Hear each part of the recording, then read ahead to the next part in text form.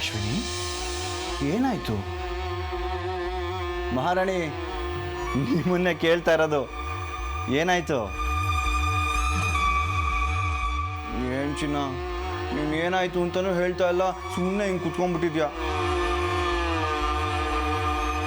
ಕಣ್ಣಂಚಿನ ಈ ಮಾತಲಿ ಏನೇನೋ ಸುಮ್ಮನೆ ಇರ್ತೀರಾ ಸ್ವಲ್ಪ?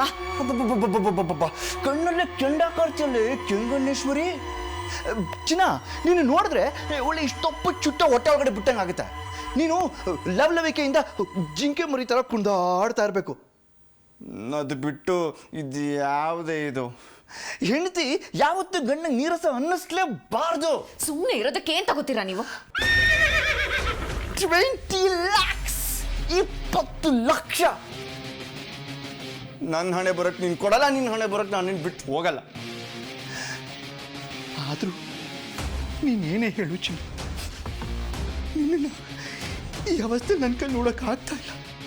ನಿನ್ನನ್ನು ಯಾರೂ ಕೇರ್ ಮಾಡ್ತಾ ಇಲ್ಲ ಅಂತ ತಾನೇ ನಿನಗೆ ಇಷ್ಟೊಂದು ಫೀಲಿಂಗು? ಹೇಳು. ಅದಕ್ಕೆ ಅಂತ ನಾನೊಂದು ಮಾಸ್ಟರ್ ಪ್ಲ್ಯಾನ್ ಮಾಡಿದ್ದೀನಿ. ಎಲ್ಲರೂ ಅನು ಕೇರ್ ಮಾಡ್ತಾರಲ್ಲ, ಹಾಗೆ ಕೇರ್ ಮಾಡಬೇಕು, ಎಲ್ಲರೂ ನಿನ್ನನ್ನೇ ತಿರುಗಿ ನೋಡಬೇಕು ಅಂತ ಪ್ಲ್ಯಾನ್ ಮಾಡಿದ್ದೀನಿ.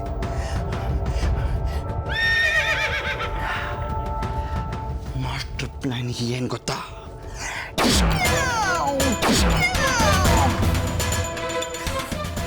ನಿನ್ನನ್ನು ಶೂಟ್ ಮಾಡ್ಬಿಡ್ತೀನಿ. ನೀವು ಶೂಟ್ ಮಾಡಿದ್ರು ಆಶ್ಚರ್ಯ ಏನಿಲ್ಲ. ಇದು ಆಶ್ಚರ್ಯ ಪಡೋ ವಿಷಯ ಅಲ್ಲ ಕಣೆ, ಸಂತೋಷ ಪಡುವಂಥ ವಿಷಯ.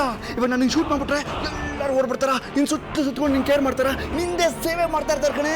ಇದಕ್ಕಿಂತ ಸಂತೋಷದ ವಿಷಯ ಬೇಕಾ? ಅದಕ್ಕಿಂತ ಸೂಪರ್ ಐಡಿಯಾ ಇನ್ನೊಂದಿದೆ, ಹೇಳ? ನನ್ನ ಹೆಂಡತಿಗೆ ಫಸ್ಟ್ ಟೈಮ್ ಒಂದು ಐಡಿಯಾ ಬಂದಿದೆ. ಹೇಳು ಹೇಳು. ಶೂಟ್ ಮಾಡಿ ಯಾರೇ ಜೀವ ಮಾಡಬೇಡಿ, ಒಂದೇ ಸತಿ ಸಾಯಿಸ್ಬಿಡಿ.